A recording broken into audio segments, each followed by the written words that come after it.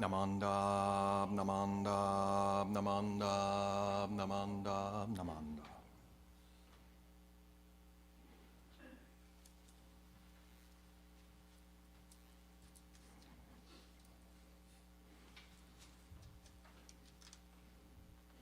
Good morning, everyone. Welcome to our Dharma Family Service. We would like to begin the service with sutra chanting, and so we will chant Ju Se Ge, which is on page 23 in the small purple book, and page 93 in the big purple book.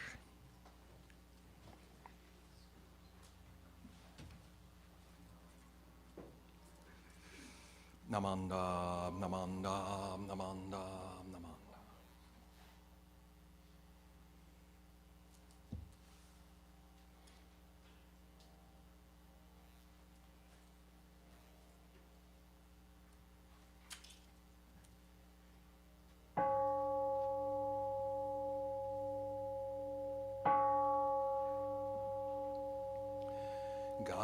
Gagon cho se gan hi shi mu jo do shi gan fu man zok sei fu jo sho gak ga o mun yo ko dai se shu fu sai sho bing sei fu jo sho gak ga shi jo butsu do myo sho cho ji po ku kyo mi sho mom sei fu jo sho gak ryoku jin shonen jo e shu bong yo shigu mu jo do isho ten nin shi jin niki and I ko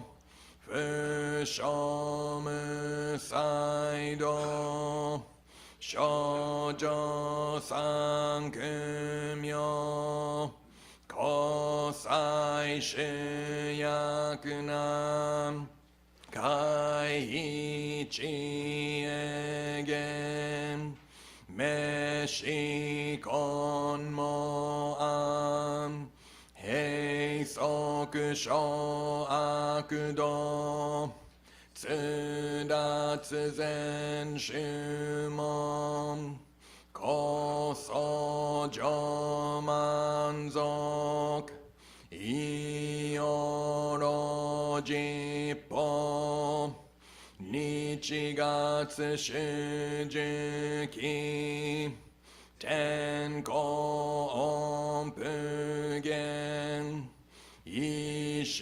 ishukai hozo koseku doku ho jo dai shuchu seppo shishiku kunyo isai butsu gusoku shutoku hon gane shitsu joman toku isangai o nyobutsu mugechi tsudatsu mi fusho gangaku erik toshi sai shoson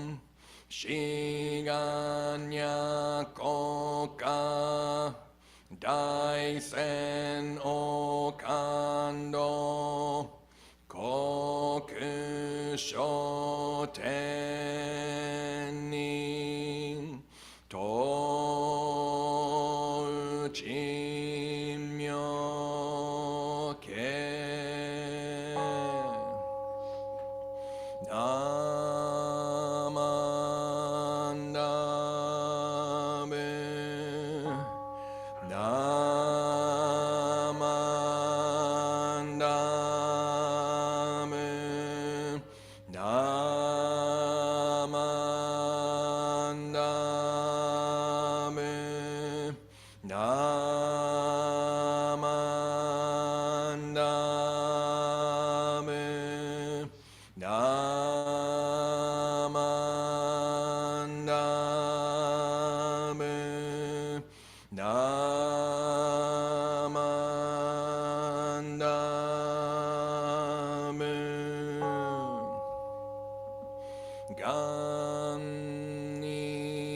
Shin Kun Byodo Sei Sai Do Hoten Mo Dai Shin Ojo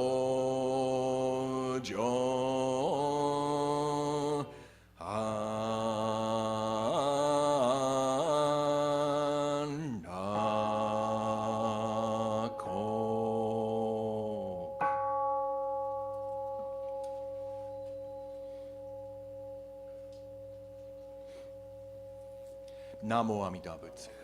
Namo Amida Butsu. Namo Amida Butsu. Namanda Butsu. Namanda. Namanda.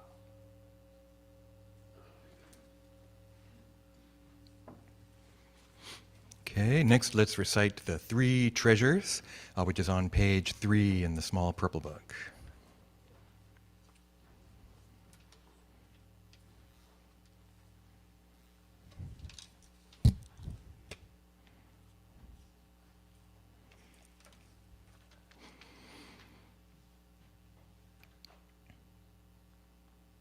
The three treasures. Hard is it to be born into human life, now we are living it. Difficult is it to hear the Buddha Dharma, now we hear it. If we do not deliver ourselves in the present life, no hope is there that we shall be freed from suffering and sorrow in the ocean of birth and death. Let us reverently take refuge in the three treasures of the truth. I take refuge in Buddha.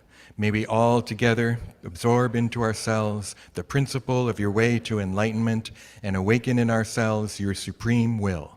I take refuge in Dharma. May we all together be submerged in the depth of the doctrine and gain wisdom as deep as the ocean. I take refuge in Sangha. May we all together become units in true accord, in your life of harmony, in a spirit of universal oneness, freed from the bondage of selfishness. Even through myriad ages of kalpas, hard is it to hear such an excellent, profound, and wonderful doctrine. Now we are able to hear and receive it. Let us thoroughly understand the true meaning of the Tathagata's teaching. Namo Amida Butsu. Namo Amida Butsu. Namo Amida Butsu. Namanda. Namanda. I smell coffee. Like this whiff of coffee smell like came at me. Woke me up. Okay, good morning, everyone. Good morning again. Welcome to our Dharma Family Service. And my talk, I want to call my talk Beginnings. It's a very kind of vague title for my talk because, you know, this month, it's still kind of Hanamatsuri month. Right? Like we do our special services each month. And so April we associate with Hanamatsuri, the birth of Shakyamuni Buddha, right? The birth of the historical Buddha. But today I kind of want to talk about Buddha's first sermon. Buddha's first sermon, right? It's also known as the first turning of the wheel. It talks about the Four Noble Truths. Okay, so this is what I'd like to talk about eventually, but I have to put it in context. Right? So let's back up and think about Hanamatsuri a little bit, right? Buddha's birthday. We did that at the beginning of the month because April 8th is kind of the Japanese date for Hanamatsuri. So there's a picture from a couple years ago of our baby Buddha image. I like this one because you can see Amida Buddha in the back. So maybe there's a connection there. I'm not going to go into that today. But you can see all the flowers and everything, and the baby Buddha is in the little thing with the tea, and we bathe the Buddha, remember? Kambutsu, this bathing of the Buddha. Here's a picture from Asian Art Museum. So I don't know if you can see there, but in the middle figure is Queen Maya, and then little baby Buddha is peeking out the side. He's coming out her side. Right? So I don't know how many people know this, but it was kind of a, what do you call that? It was right on the tip of my tongue. No, not a cesarean section. Something birth, right? Not a normal birth, right? But, what's the word? Immaculate conception, right? Because the elephant comes to her in a dream, and then like a little bit later, she puts her arm up, so she's holding on to this branch, and boop, baby Buddha pops out. right? And then here's another picture from these. So these are ancient artworks that you can see at Asian Art Museum, right? And these aren't that big, but they would have been on like railings or as part of architectural designs that you could see as you went into a temple or something. So I don't know if you can see this one too, but down in the middle there's a little kind of oval. That's baby Buddha standing there. I think you can even see the arm. It looks like the left arm is pointing down, right? So this is another picture of right after Buddha's born, said to have taken 7 steps, right? And then, right? Points up and points down, right? This is a Chinese baby Buddha image that's also at Asian Art Museum. And the interesting thing is, as our then chairperson for this year's Hanamatsuri service told us, baby Buddha says, "By heaven above and earth below, I alone am the honored one." Right? So interesting, right? Baby Buddha right away can walk and can talk, right? So obviously, I think we can understand these as mythical, right? These kind of mythical retellings of the birth of the Buddha. But this statement, right, by heaven above and earth below, I alone am the honored one, doesn't tell us a lot about Buddhism, right? He's kind of making this statement because Buddhas are said to, the appearance of a Buddha is so rare, right? Billions of years, and then finally a Buddha is here, right? And so maybe that's kind of what that's pointing at. But we don't learn much about the teachings from that statement. Right? Can I live my life by this statement? Not really, other than worshiping Buddha. Mm-hmm. So that's why I kind of want to talk about this idea of the first turning of the wheel. But we have another holiday for that, Bodhi Day. Right? Bodhi Day is in December. It's so far away, right? So why am I talking about the first turning, this first sermon of the Buddha at Hanamatsuri time? So, Bodhi Day is December 8th by the solar calendar, and so it's kind of maybe in that sense not the right time for it, but there's something called Vesak. Vesak. Okay? This is the celebration in many Buddhist countries. As far as I know, Southeast Asia and Tibet are the ones that observe Vesak. I have AKA Wesak, but the W is pronounced like a V. So I don't know if you know Bhante Sila Vimala. It looks like Sila Vimala, but the W is pronounced like a V, right? So that's why they call it Vesak and write it with the V. It's kind of like Hongguanji, right? I still hear people saying Hongguanji, but the W is silent. It's Hongganji, Hongganji, right? But because we see the W, so you're like Hongguanji? No, Hongganji. Similarly, if you see Wesak, it's Vesak. Okay, this year it's May 23rd. I think it's a lunar observance, so that it's not the same day every year. It kind of moves around, right? But we can look forward to that next month maybe. Maybe we'll do a little Vesak thing for us. And the interesting thing about it, it's not just the birth. It's Buddha's birth, Buddha's enlightenment, and Buddha's death. See, we split it up into 3 services. We have Hanamatsuri in April, we have Bodhi Day in December, and then we have Nirvana Day in February.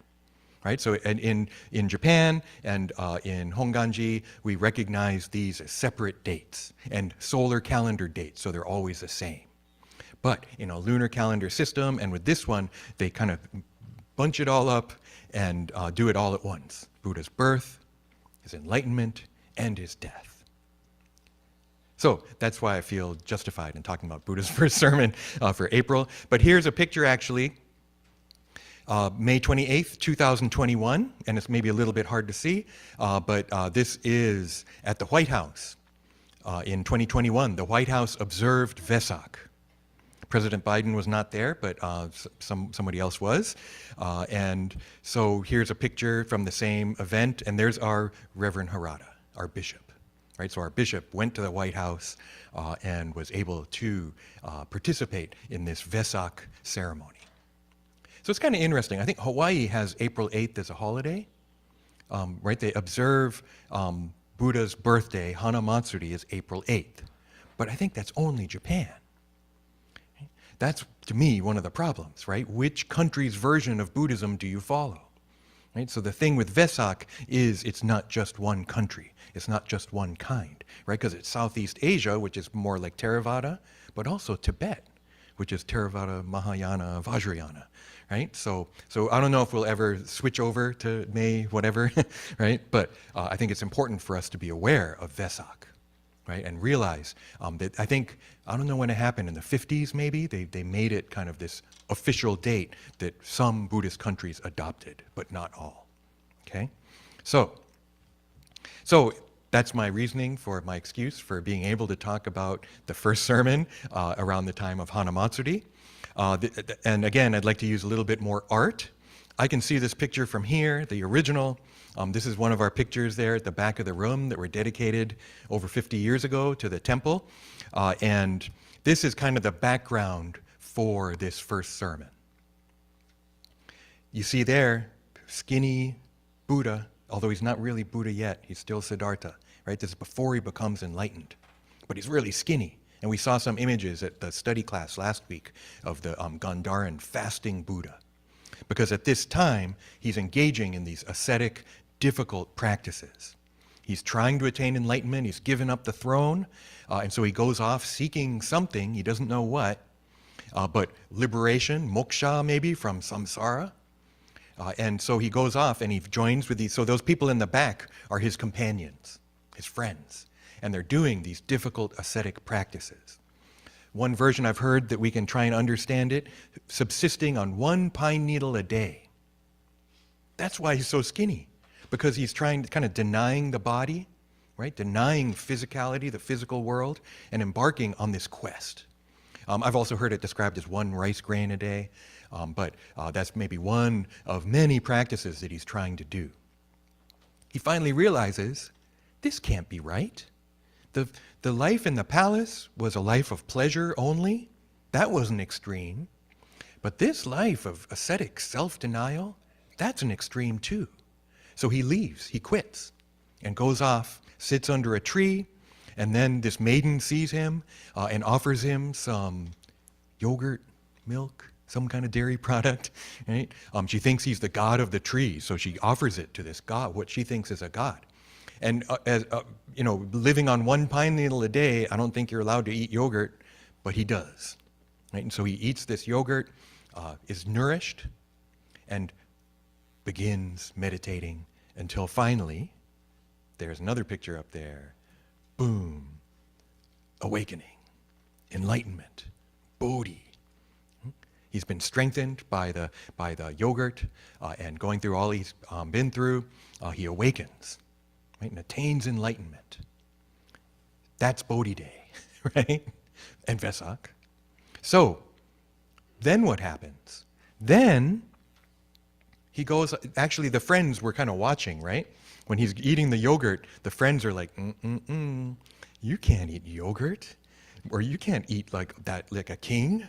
You're supposed to be on this ascetic thing. Just ignore him. Don't. I don't know, though. He looks kind of cool.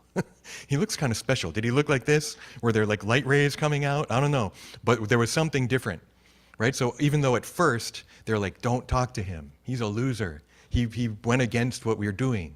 And then they're like, but maybe we should ask him some questions. And they go up. First sermon. The first teaching of Buddha, right? So this is where we begin to hear, Buddhism. It's not just worshiping somebody. It's listening to them, having questions, having difficulties, and receiving advice. Getting these teachings of ways to think and maybe things to do. So, and here's just so you know, there's a Bodhi tree here. And I don't know if you recognize that building. That's here, right? So down in that corner, that's a Bodhi tree.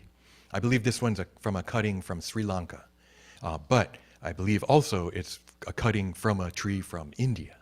Because Bodh Gaya, there's this giant Bodhi tree that may be the original tree, maybe like from a cutting, and but this tree here, and then here's the trunk. I wish I could have backed up more. I don't like getting the fence in the pictures, but you can see there the leaves kind of in the background. And I was thinking too, you can look at this picture of the trunk and look at the trunk in the picture of him attaining enlightenment, and they look kind of similar, very distinctive kind of tree. Fun fact, they're banyan trees, and the roots spread way out. Okay, so don't plant it near your building because they'll mess up the plumbing and the foundation. But anyway, because there's one in Berkeley too, 2717 Hay Street, the IBS dorm. There's a Bodhi tree there.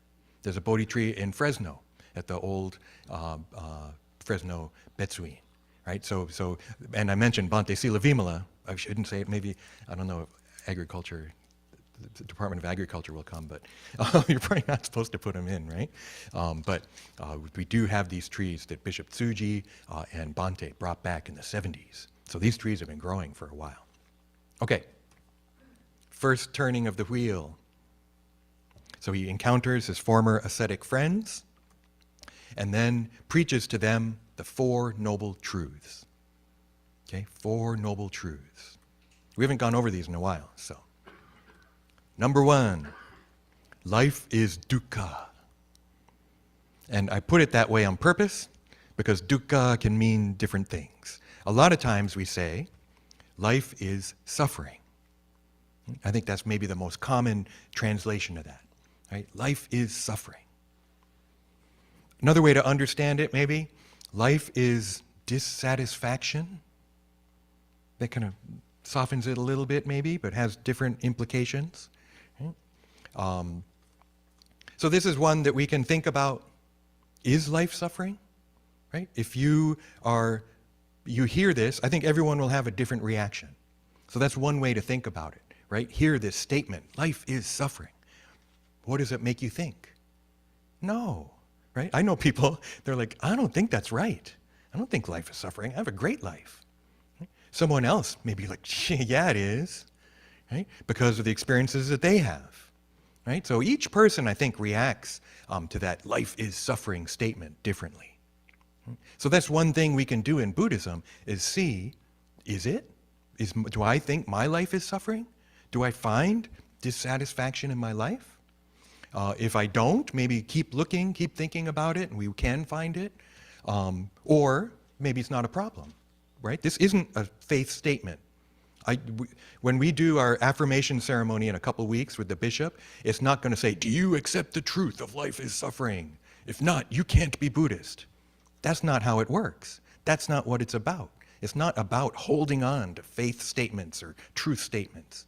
Right? It's about looking at this and maybe, let me look further. And fortunately, it doesn't end here. That's what the Pope thought back in the 80s or 90s. There's an encyclical that came out, and they're looking at different religions, and they said, Buddhism is a pessimistic religion. You shouldn't follow it. That's what the Catholic Church said at that time. I think they read, what's Buddhism about? Life is suffering? How pessimistic? Don't do that. Right? And they stopped there. But that's not the end, because we have noble truth number 2, the cause. What is the cause of suffering, or dukkha? It's caused by attachment. Attachment. And what the heck is that? Right? That's maybe, I chose that one too, because there's other words that we could use. Another one is desire. Suffering is caused by desire. Another one could be greed. Right? Each one of these has good and bad, or pros and cons, I think. Right? Attachment is maybe a little too neutral and maybe not like a normal everyday word.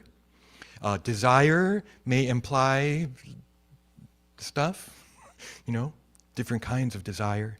Greed kind of implies money to me or material items, which is part of it, but maybe not the whole picture. Right? And so but realizing, dukkha has a cause.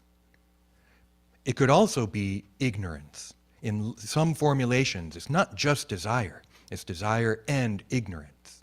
And I wonder if maybe we could just go all 3 poisons: desire, ignorance, and anger or hatred.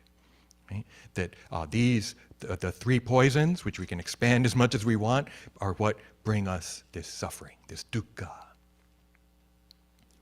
Noble truth number 3, there's a remedy. Remove the cause, and you can remove the result. Right? So that if we realize this is causing that, get rid of the cause and we can get rid of the result. Get rid of desire and you can get rid of suffering. Okay? And then number 4, follow the path.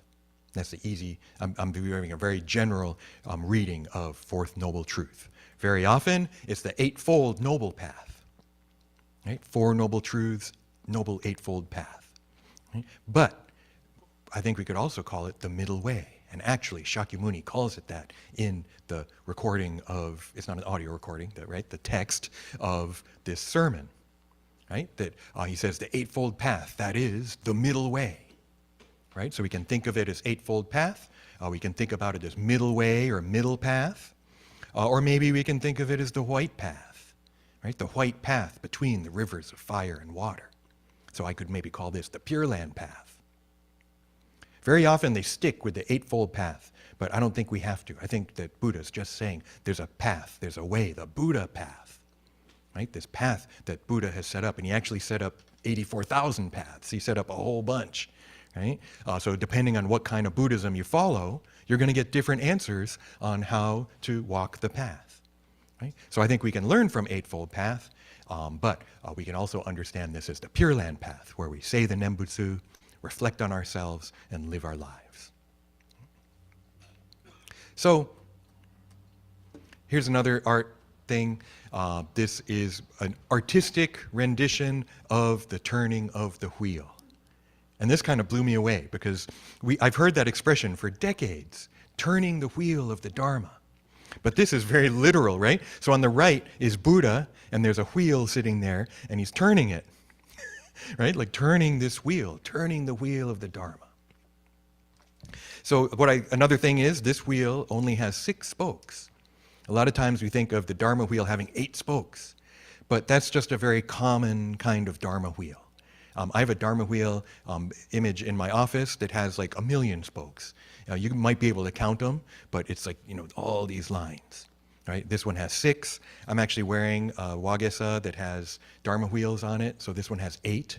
Right? And so I think the 8 is the most common, but the 8 one points to the Eightfold Path. So I figure I'm going to go a little longer. Eightfold Noble Path. What is it?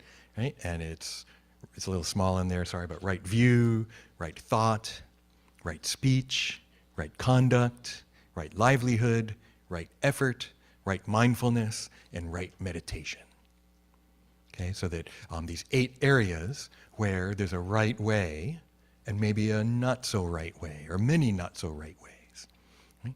One thing that's very interesting about this is it doesn't say for right view, view things this way. Right? Thought, think about things this way. It doesn't do that. It just says right view, right thought, right speech. So my question then, I'm not very good at PowerPoint, so I have to keep pushing the button. Personally, I consider myself on the Eightfold Ignoble Path. Ignoble means not noble. And so my question is, do I have right view? Right? Do I have right thought? Do I have right speech? Do I have right conduct, etc.? So part of it requires to have an idea of what those might be. Another part is being open to looking at how I view the world, my thoughts, my speech, the words I use, the way I address people, right? My conduct, my livelihood. I'm a minister and a professor and a musician. Right? My effort, my mindfulness, and my meditation. So I'll go backwards. I don't meditate, so no, I don't have right meditation. Right? I don't meditate. Our school, we don't have to. Right? And so, but I'm not doing meditation. Right mindfulness, I try. I try to be mindful and aware, right? I try to be aware of the thoughts that pop into my head, which is also right thought. Right? when I'm driving, I have all kinds of fantasies of like, I wish that that person that cut me off, they should blah, blah, blah. And I start like fantasizing about, what if this happened? What if I went and did this, right? And then realize, whoa, whoa, whoa, okay, you're going off on this like fantasy thing. Stop, right? So not right thought. But I can kick in a little bit of mindfulness, right? Have this kind of awareness of my thinking. Oh, another thing that happened when Brian and I performed like a month ago now, right? One of his picks flew off, okay, during the performance. The first one, just the first one, right? And so I remember thinking, the video's ruined, and and having that thought, right? Okay, give up. It's not a perfect performance, and then thinking, let it go, keep playing, keep listening. Right? And we keep playing, and then another one flies off. I'm like, wow, okay, he's still playing, so we keep going, right? So just thinking about that, like the mindfulness, like this kind of, and I was aware. I watched the video. It's a split second. Right? It's like I can't even see myself reacting to it, but I felt myself reacting to it. I was like, whoa, keep playing, so like these thoughts are going through my head. And it's really interesting to kind of think back on them, reflect. Right? And so this to me is mindfulness in a way, right? One kind of mindfulness. To have this kind of awareness, but you can't get stuck in your head either. If you're just sitting there thinking, then that's not going to work either, right? And so play. That's one thing. If you play an instrument or you play sports, you make a mistake, keep going. Don't stop, right? Just keep going. And we did. And then I look back at the video, I'm like, this is an awesome performance. This is amazing. Look at that. I'm going to rewind it again. That's when his pick flew off, but he keeps going. It's like, just like I can watch it again and again. But at that time, I was like, it's over, right? But then my also awareness of not just me, but extend it back out and keep listening. What's he doing? Keep on the beat and everything, right? So this kind of mindfulness, awareness, effort. I guess I put in the effort there, right? I could have just given up. Recording's ruined. Okay, let's stop. Can we do it again? Should we play again?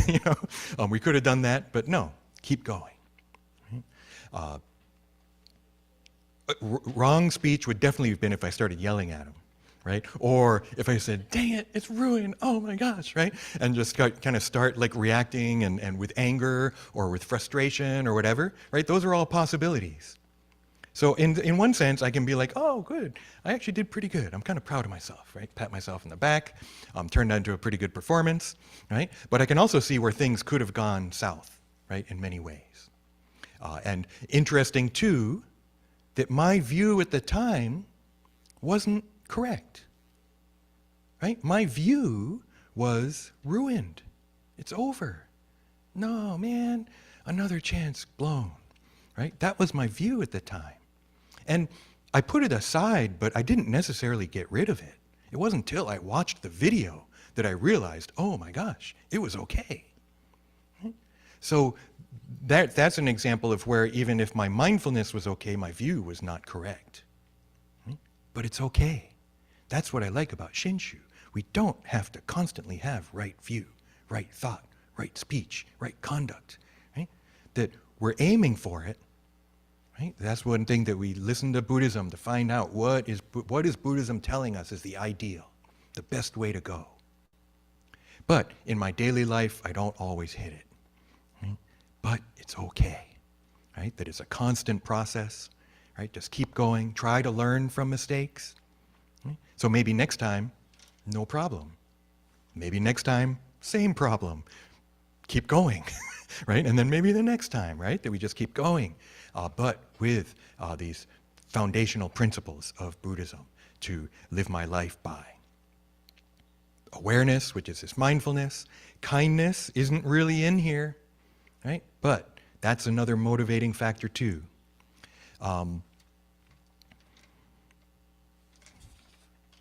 Another thing I really like about this is I think I'm intellectual, tend to lean towards intellectual, right? Not meaning smart, not meaning, special, but just I think a lot.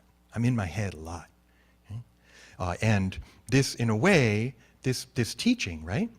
It's again, it's not a dogma. You have to do this. it's like almost like tools. It's almost like a set of tools that we can use to live our life by, and extremely flexible in any situation. And so I personally appreciate that.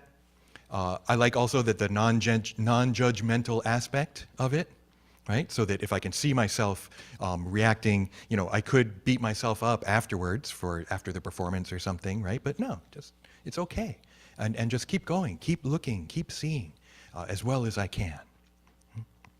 I think maybe this is what in like the 19th century when they discovered Buddhism in the West, I think that's part of what they liked, right? Because it's enlightenment, 18th century, 19th century, right? Coming out of centuries of domination by the Catholic Church or whatever, and finally realizing, no, we can look and observe and figure out the way it is. The earth is not the center of the universe. The earth goes around the sun, right? And these kinds of things, and look, analyze, experiment, right? And so when they found Buddhism, they thought, we found it, the rational religion, the scientific religion. Here it is. And so that's one aspect of it. I also like that it's like a diagnosis. It's not a set of rules. It's like, let's look. Is there a problem? Can we identify it? And then, can we identify a cure? Can we identify a different way to live? Different way to see things? And I was going to say objective, but I don't think that tells the whole story. Because it's not just objective, although it has that aspect to it, but there's a lot of heart in it too. Right? The point is to end suffering. The point is to end suffering for myself, but also for others. Right? And so that's the wisdom aspect is maybe that analytical aspect, but this heart aspect is the compassion aspect. So I want to thank you. This idea of thinking of beginnings, right? The beginning of Shakyamuni's teaching career, right? Because we had the beginning of Buddha's life with Hanamatsuri, but this idea of now he's going out and teaching. He experienced this, so he has the wisdom of the awakening, but now he's not keeping it to himself, the compassion of bringing it to others, right? Of sharing this teaching with others, to anyone that it might help or that might need it. So I want to thank you very much for our last service in April. Next week we're going to have Shotsuki, and then we're going to have Shinran Shonin's birth. And then maybe we'll do Vesak, and then we'll have Memorial Day weekend, but that's announcement stuff. So why don't we conclude the Dharma talk with Gassho. Namo Amida Butsu. Namo Amida Butsu. Namo Amida Butsu. Namanda Namanda. Do we want to sing something? What do you want to sing? We're going to sing right meditation. Oh, okay. But it's a time for reflection, actually. Okay. Right, meditation, let's sing Gatha, and it's on page what? Page 83.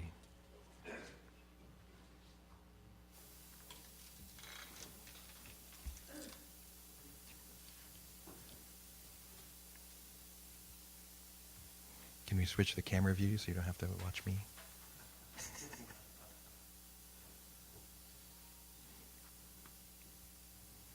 When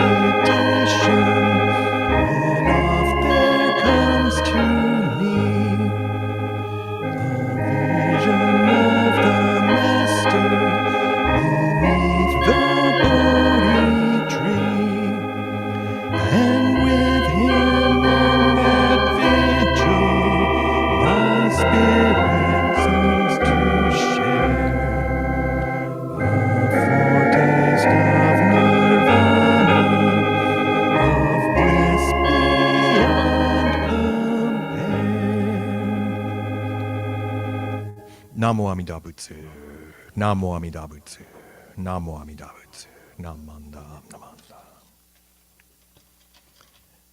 What'd you think of the song? It's kind of hard. It's one of those classics, right? And I see by the composer A.R. Zorn, that's got to be like first half of 20th century, I think. So pretty early. We have terms in there like sin and stuff like that. And the melody at the end was hard on the first time around. But I kind of like it when it goes, a foretaste of nirvana. So I don't know. I kind of like it. Okay, let's turn over to announcements. I guess Hi, good morning, everyone. Welcome to the Buddhist Church of Oakland. My name is Robert Noguchi. I'm sorry, I've had some technical difficulties with my computer this morning and advancing things on the screen, so I apologize for that. But I want to welcome you and today's announcements. We have a couple things to mention. First, we'll be having our Dharma chat for the month of April. So that'll be in the little chapel. Just as you exit, turn left and go into the next room down there. And we'll have a short Dharma chat. And everyone is welcome to attend, so we hope you'll join us for that. That'll be coming up right after this service. Next Sunday, the May 5th, this is a program called Lost Kinjo, and be a historian, Dr. Raymond Douglas Chong, will be talking about the chapters of Japanese American history, including the 40-plus Japanese American neighborhoods, otherwise called Kinjo, that have disappeared since World War II. So if you can use that QR code to scan just to acknowledge or to say that you're coming. It's just that they have a head count. But that'll be next Sunday right here at the church from 2 to 4 p.m. Okay, so everyone's invited. Coming up, what's next? We'll have, as Sensei mentioned, we'll have our Dharma family service next Sunday, May 5th at 10 a.m., followed by our Shotsuki service for the month of May at 11 o'clock. Next Dharma chat, as I mentioned, today at 10:45. And our next study class will be happening on Saturday, May 11th from 1 to 3 p.m. with our special guest, the Bishop of the Buddhist Churches of America, Reverend Marvin Harada, talking about resolving life's problems through Buddhism. So that'll be happening on Saturday, May 11th. And then the next day, Sunday, May 12th, which happens to be Mother's Day, we'll have our Gotanye Fuji Matsuri service with Reverend Harada as our guest speaker. And so we'll have a Dharma school service as well as a Dharma adult service starting at 10 a.m. So hope you'll join us for that. And then we'll have an introduction to Buddhism class for those of you who would like an introduction to Buddhism, even for those of us who've been here a long time. This will be happening at the end of June, the weekend after the bazaar. So the bazaar will be on Saturday, June 15th, and then the following Saturday will be, actually it's June 22nd, I'm sorry, will be from 1 to 3 p.m. will be our Introduction to Buddhism class. So everyone's invited to attend and ask questions on that day, on Saturday, June 22nd. We'd love to have you as part of our BCO family, so become a member. You can use the QR code or those brochures, the Sangha community brochures downstairs in the lobby, or ask any one of us if you have any questions about being a member of the Buddhist Church of Oakland. And lastly, I'd like to thank everyone for coming today, and we appreciate any kind of donations are appreciated in any amount, and we appreciate your support and you coming to the Buddhist Church of Oakland. And again, if you have any questions, please don't hesitate to ask Reverend Bridge or any of us members here wandering around here today. So for more information, visit our website, buddhistchurchofoakland.org. So once again, thank you very much for coming, and we hope to see you at Dharma Chat. Sensei, I'll send it back to you. Thank you, Robert. So this will conclude our Dharma family service, and why don't we conclude with Gassho. Namo Amida Butsu. Namo Amida Butsu. Namo Amida Butsu. Namanda Namanda. Okay, bye everybody online, and for everyone here, you're welcome to join us in the small chapel for Dharma Chat.